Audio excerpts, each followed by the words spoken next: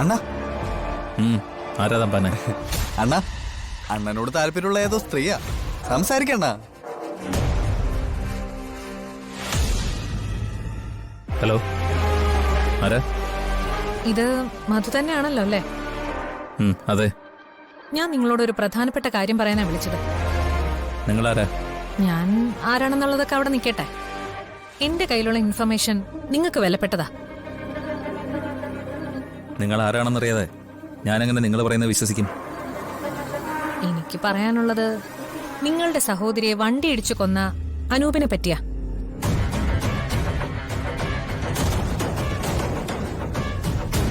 അവൻ ഉടനെ ജാമ്യത്തിൽ ഇറങ്ങും.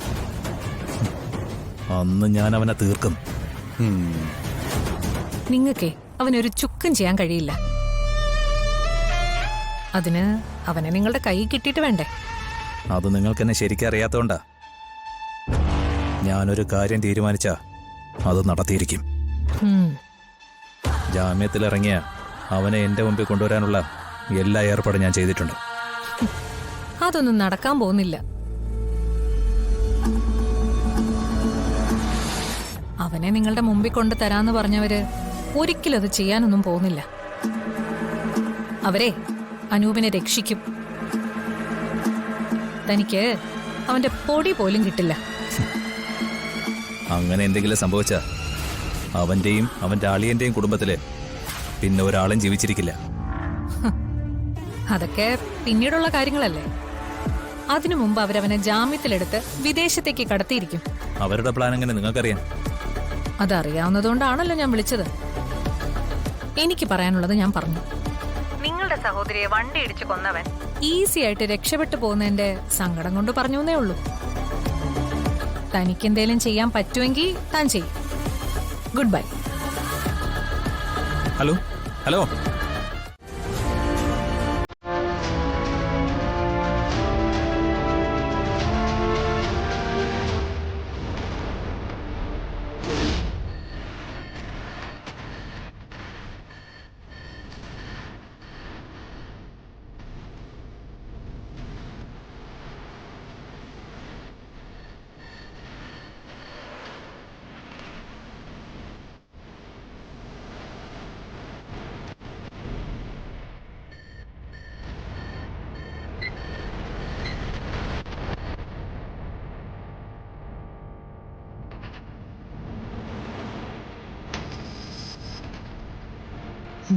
സുചേട്ടാ,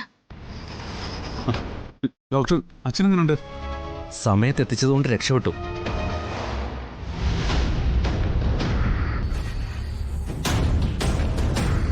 സ്ട്രോക്കിന്റെ ഫസ്റ്റ് സ്റ്റേജ് ആയിരുന്നു.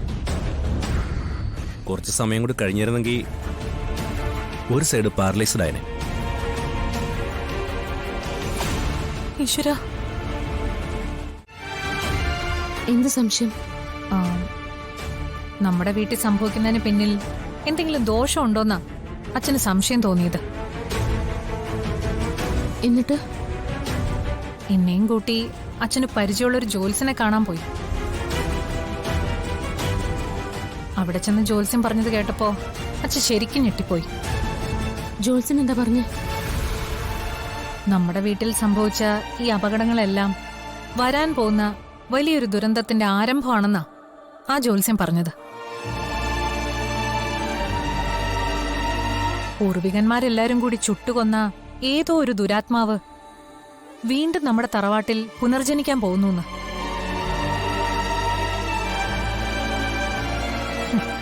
ആ ദുരാത്മാവാണ് നിന്റെ വയറ്റീന്ന് വന്ന് പിറക്കാൻ പോകുന്ന ഈ കുഞ്ഞ്. ആ ടെൻഷൻ എല്ലാം കൂടി ഉള്ളിക്കൊണ്ട് നടന്നിട്ടാ അച്ഛൻ ഈ സ്ട്രോക്ക് വന്നത്.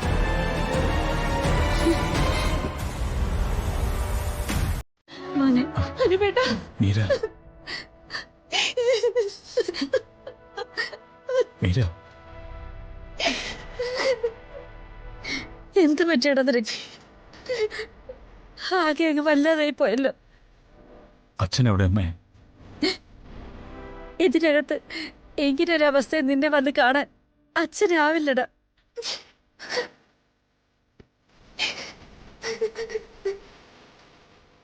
ഏയ്, ഉടനെ തന്നെ ഞാൻ എന്തായാലും ജാമ്യത്തിലിറങ്ങും. ഞാൻ ജാമ്യത്തിനുള്ള എല്ലാ ഏർപ്പാടുകളും ചെയ്തിട്ടുണ്ട്. അങ്ങനെ വിശ്വസിച്ചിരുന്നാലേ നിങ്ങളുടെ ശവം മാത്രമേ ഞങ്ങൾക്ക് കിട്ടൂ. മീര, ഇനി അവരെ വിശ്വസിക്കൂല. നീ എന്തൊക്കെയാ മീരി പറയുന്നത്? അവര് നിങ്ങളെ ജാമ്യത്തിൽ ഇറക്കാനൊന്നും അല്ല പോകുന്നത്, നിങ്ങളെ കൊലയ്ക്ക് കൊടുക്കാനാ. അ- ആ ചെങ്കൽ മധുവിന് നിങ്ങളെ ജാമ്യത്തിൽ ഇറക്കി കൊണ്ടുകൊടുക്കാന്ന് സച്ചി വാക്ക് പറഞ്ഞിട്ടുണ്ട്. ഇനി നിങ്ങൾ തന്നെ പറ, ഞാൻ അവരെ വിശ്വസിക്കണോ? അനുപേട്ടനെ ജാമ്യത്തിൽ ഇറക്കാൻ വേറെ എന്തെങ്കിലും മാർഗം നോക്കിയേ പറ്റൂ. ഞാൻ തന്നെ പോയി ഒരു വക്കീലിനെ കണ്ട് ഏർപ്പാട് ചെയ്യാം. മോനെ, സച്ചി അങ്ങനെ പറഞ്ഞു എന്നുള്ളത് ശരിയാ.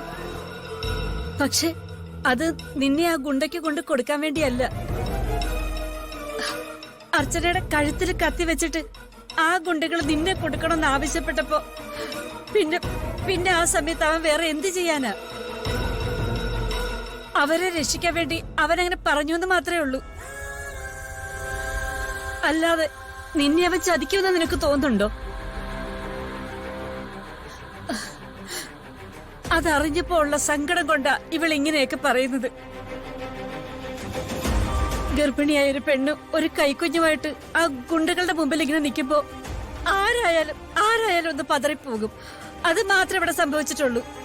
അല്ലാതെ നിന്നെ ഒരിക്കലും അവൻ ഗുണ്ടകൾക്ക് കൊണ്ട് കൊടുക്കത്തില്ല.